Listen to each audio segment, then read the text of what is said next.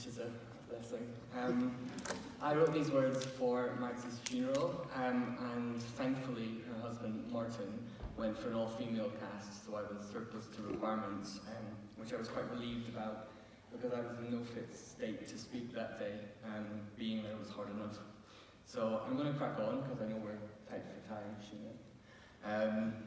So when I wrote my memorial to Mags on my blog, I included an email address. I just wasn't ready to deal with other people's emotions, so I set up this email address specifically for other people to send their thoughts and words to. Now, from those emails and the floods of messages that came across social media, it was very clear that Mags was deeply loved. She touched many lives, and often on a very personal level. She inspired so many different types of people, but the one thing that struck me most clearly was that so many very different types of people all shared almost exactly the same feelings and impression of Mags, and that is very uncommon. It seemed she treated everyone exactly the same, those in her close personal circle, and those whom she'd only met fleetingly, and it was kind of unanimous. She embodied the best qualities of human nature. A lot of you in this room today know me, and most of you knew Mags or knew of her, so a lot of you will know how close we were. I shared some personal anecdotes at the memorial we organised in London for Mags, but I'm not going to do that today. I want to put the focus back on Mags. So instead, let me share with you some of the words from those emails that came in on that email address. One is from a colleague, one is from a friend, and one is from a stranger. A former colleague from Mortimer Market Centre, the sexual health clinic where Mags worked in London, had this to say. When I first started at Mortimer Market, I instantly bonded with the new consultant, Mags. Like me, she was a trained GP who decided to then switch back into HIV and sexual health.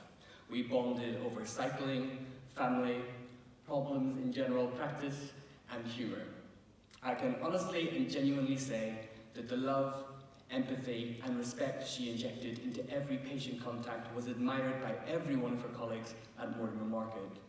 Not only was she interesting, knowledgeable, intelligent, and enthusiastic, but she took the time to listen to patients and staff. It was this latter trait that earned her the admiration of every colleague she worked with and every patient she worked for. The amount of times patients started consultations with me with the immortal phrase, "You're not Dr. Mags," or "too many to count." I seemed to know her timetable inside out, as patients would often say, "Oh, it's okay, I can wait till Dr. Mags is back in." I mean, I didn't take offence. I would want Dr. Mags as my doctor. The junior doctors all adored her, and she was often inundated with junior doctors' clinical and personal problems.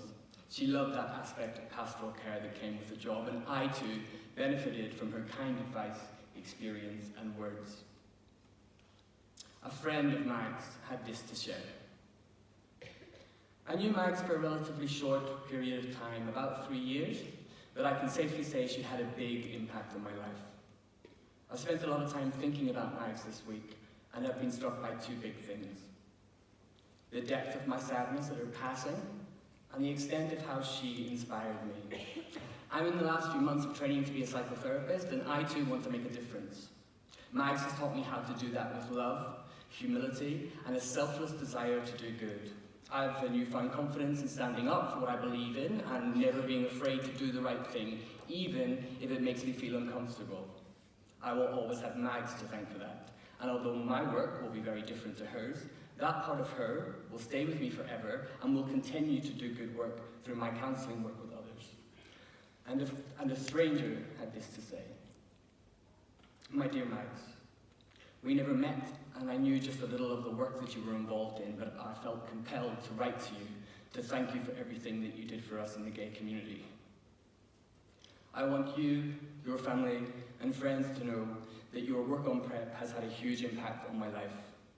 As a child of my time, I constantly lived in the shadow of HIV. Your help in bringing the availability of PrEP to the fore has released me from decades of crippling shame. The irrational phobias and utter terror that I felt growing up, simply because I wanted to love someone, have been put to rest because you helped to find ways to make PrEP available in a safe way. I feel I can grow up and live at last. And I know you were so much more than your job, a mother, friend, colleague, but you helped to make such a huge difference to this stranger's life, and I'm certain to countless thousands of others, that I just needed to tell you this. Thank you, thank you, thank you. Wherever you are, I send you my love and thanks. We are all very grateful and proud of you. Rest well. So that's enough of words from others. I have a very tiny little bit to say before I let you crack on with the rest of the conference. Many of the people who shared kind words communicated how Martin and the boys, Edward and Freddie, adorable kids, were the centre of Mags's world, and I know they were because I was lucky enough to spend time with the family in Leeds.